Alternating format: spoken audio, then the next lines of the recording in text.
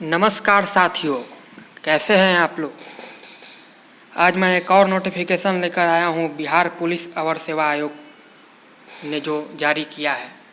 यह नोटिफिकेशन आपका range officer of forest का है। मतलब बिहार पुलिस सेवा आयोग ने पर्यावरण, वन एवं जलवायु परिवर्तन विभाग के अंतर्गत रिक्तियाँ जारी की है। तो यहाँ देख सकते हैं कि बीपीएससी ने जो जारी किया है रेंज ऑफिसर ऑफ फॉरेस्ट का ऑनलाइन अप्लाई करने के लिए, तो इसका ऑनलाइन आवेदन पत्र भरने का प्रक्रिया प्रारंभ होता है 13/8/2020 को। तो कल से, यह गुरुवार से अप्लाई ऑनलाइन होना स्टार्ट हो जाएगा और इसका ऑनलाइन का लास्ट डेट है 16 सितंबर 2020। तो भाइयों देख लीजिए, आप इन दोनों के बीच में अपना फॉर्म अप्लाई कर दीजिएगा। तो आइए आगे देखते हैं क्या है आगे फंडा। तो भाइयों, विज्ञापन संख्या 2/2020 है। बिहार सरकार पर्यावरण, वन एवं जलवायु परिवर्तन विभाग के अंतर्गत 2020 में वनों के क्षेत्र पदाधिकारी के पद पर अधिसूचित रिक्तियों की संख्या निम्न प्रकार है। तो भैया देख लीजिए, यहाँ रिक्ति है 43 और लेवल 6 मिलेगा। तो मतलब पे लेवल 6 छठा वेतन है यहाँ। तो विज्ञापन संख्या 2/2020 जारी किया जा रहा है।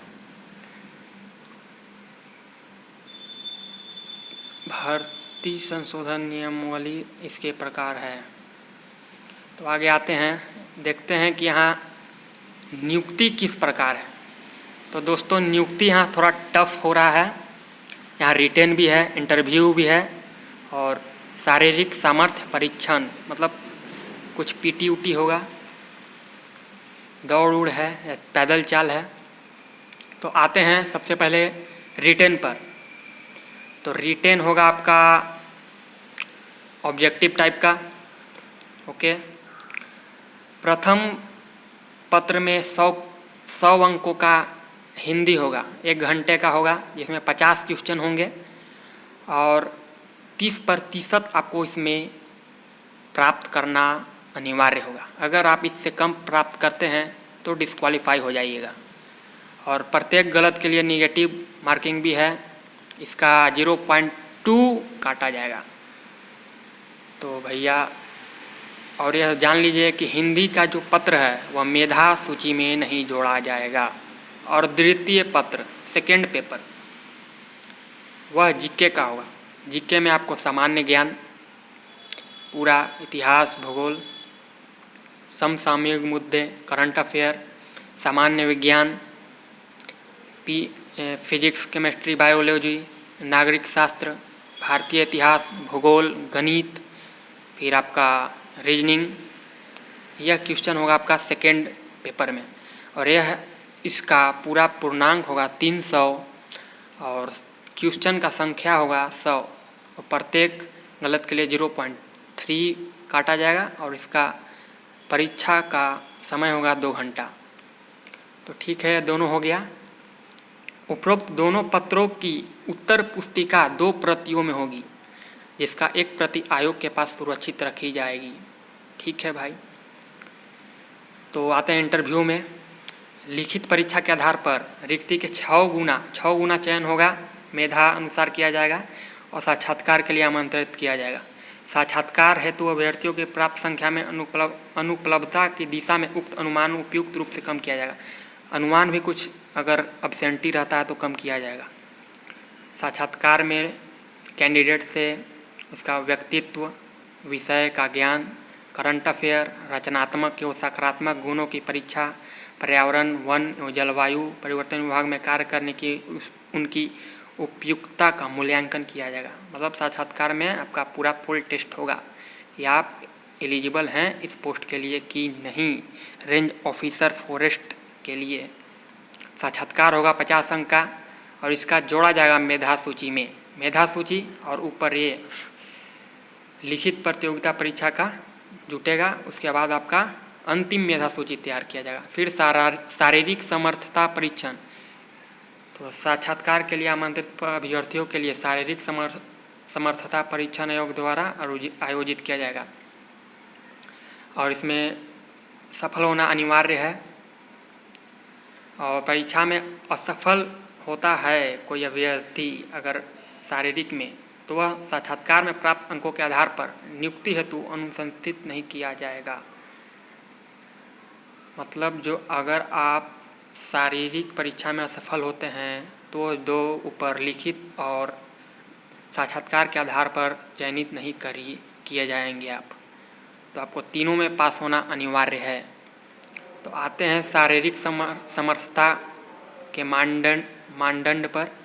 तो पुरुषों के लिए ऊंचाई है, न्यूनतम ऊंचाई अनुसूचित जाति के लिए 152.5 सेंटीमीटर और अन्य पुरुषों में 163, महिलाओं के लिए अन्य में है 150, जनरल ओबीसी ये सब का, और अनुसूचित जाति महिलाओं में 145 सेंटीमीटर। और सीना पुरुषों के लिए 79 मिनिमम और मैक्सिमम फुलाकर 84 सेंटीमीटर, 5 सेंटीमीटर का अंतर होना चाहिए फुलाने के बाद भाइयों। तो यहाँ शारीरिक परीक्षण में पुरुषों के लिए 4 घंटे में 25 किलोमीटर पैदल चलना होगा और महिलाओं के लिए 4 घंटे में 14 किलोमीटर पैदल चलना होगा। तो शारीरिक परीक्षण यही है। और पुरुषों के लिए हाइट और सीना और महिलाओं के लिए हाइट ये है। तो चिकित्सीय परीक्षण, शारीरिक समर्थता परीक्षण में सफल अभ्यर्थियों का चिकित्सीय परीक्षण आयोग द्वारा चिकित्सीय टीम द्वारा करवाया जाएगा। किसी कारण यदि कोई अभ्यर्थी चिकित्सीय परीक्षण में अनुत्तीर्ण होते हैं तो उन्हें चिकित्सीय संसद के मेडिकल बोर्ड के समक्ष अपील दायर करने का अवसर दिया जाएगा। मतलब अपील दायर कर सकते हैं आप मेडिकल बोर्ड के सामने, और चिकित्सीय परिषद मेडिकल बोर्ड का निर्णय अंतिम मान्य होगा।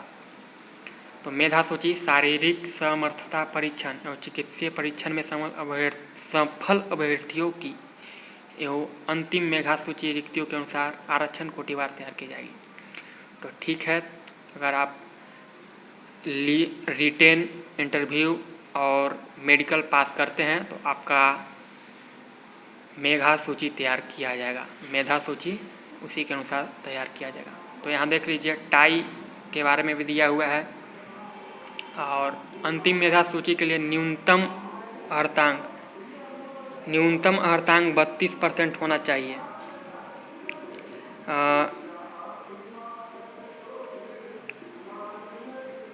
अभ्यर्थियों का शैक्षणिक योग्यता देख लीजिए, अब ये मेन है।